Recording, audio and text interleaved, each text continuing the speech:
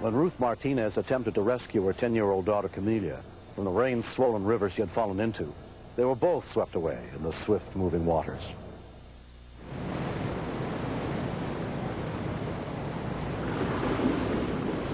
It felt like a vacuum, just sucking my feet, and I lost it.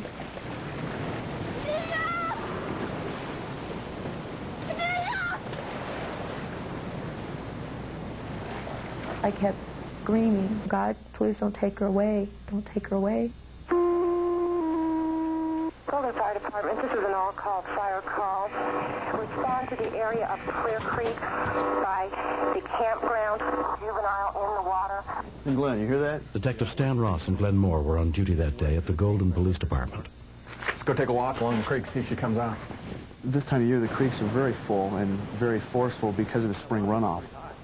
I thought if we would see her, she would be dead, and we would be pulling out a body. Dexter, and I'll be walking the creek. I mentioned to Glenn that I'm really not a very good swimmer, and he said, well, I'm not a very good swimmer either. And I looked at him and said, okay, partner, I'll save you if you save me. I didn't, in my wildest dreams, think that we would actually see her. What's that over there? That's her! Commander Bill Kilpatrick also heard the radio dispatch. Had this call been aired 30 seconds later, 45 seconds later, we'd have never seen her in the water. She'd have been past us. Going in. There wasn't any time to do anything but just react. And the next thing I know, I went under. It was just like someone grabbed my legs and pulled me.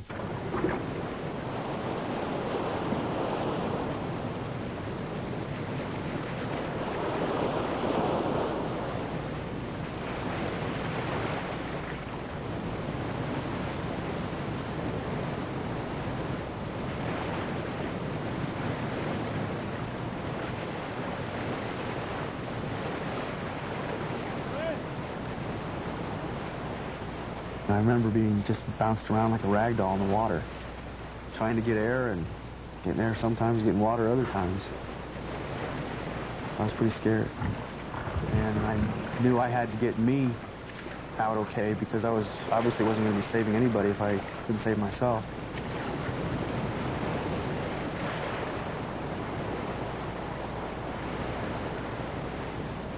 I didn't know where I was in respect to the girl or even Glenn or anybody else. I grabbed onto an overhanging tree branch, and that's when I looked up, and there was Glenn. He was doing his best to keep the girl's head above water. But every time he'd do that, he'd go under. And he hollered something about he can't hang on to her. We just looked at each other and we knew what to do.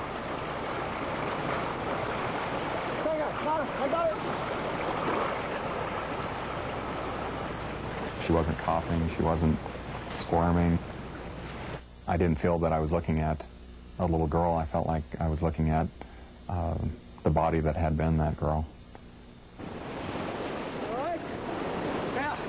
I could tell her lungs were just full of water because I couldn't get any air to go in. We couldn't get a pulse, we couldn't get her breathing. And I just kept thinking to myself, no, I'm not going to let you die. It was a very, very steep embankment next to the river. We knew we had to get her up to a more level spot so that we could do CPR effectively. But I was so exhausted and it was slippery and we couldn't get her up. We slipped and fell, and here's Commander Kilpatrick out of nowhere. I put my hands behind him, pushing him up the hill. And I'm thinking, well, I'm glad at least that the water's this cold because maybe it'll give this child the added chance at surviving because it slows down their metabolism. Come over here. All units responding, some officer on scene. He is on the south side of the creek at the bridge. Ruth met up with paramedics at a nearby campground. I asked him, please take us with you, please take us with you. And I was hitting the hood of his ambulance, and he said they found her. We were just physically and emotionally drained. You know, I thought of my own daughter, and even though we both were thinking this is hopeless, we just weren't going to give up. Commander Kilpatrick was able to flag down the other rescue people, and was like the cavalry coming when they relieved us. I recall Detective Ross and I stepping back and looking at each other in a daze.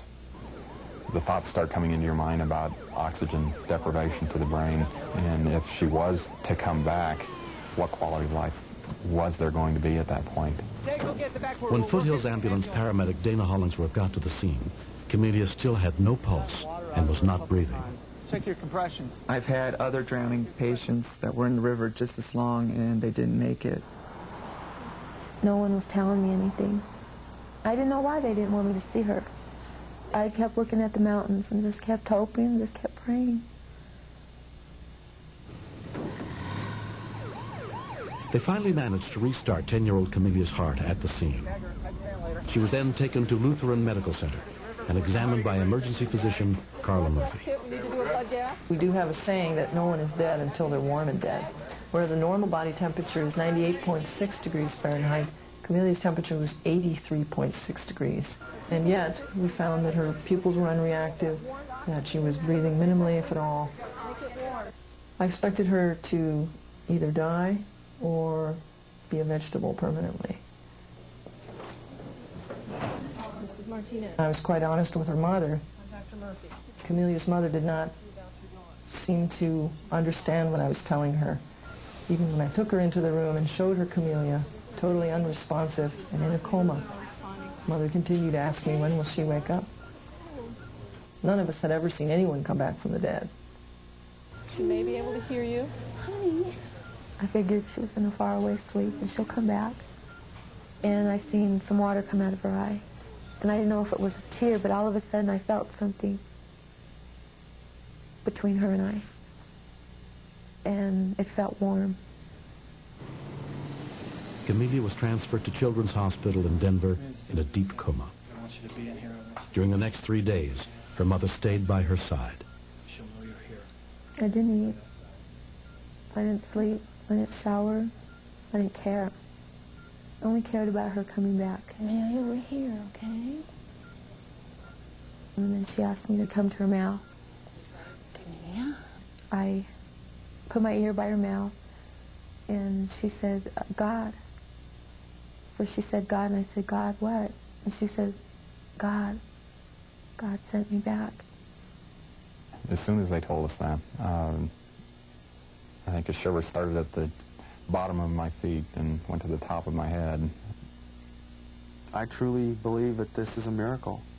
I just don't see any other explanation. A year has passed. I had to relearn how to walk and do everything again. It was hard to learn it. She's still working on some of her schoolwork, but the more she practices, that will improve. And she's more at peace. She just knows things are going to be okay. I'm glad that my sister is back to her old self because we get to do things together again, make fun of each other.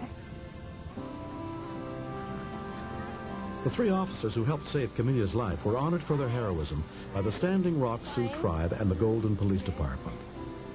But their greatest reward has been the appreciation Camelia's family has shown them. They're proud of what they did, and they should be. What have you been doing this summer?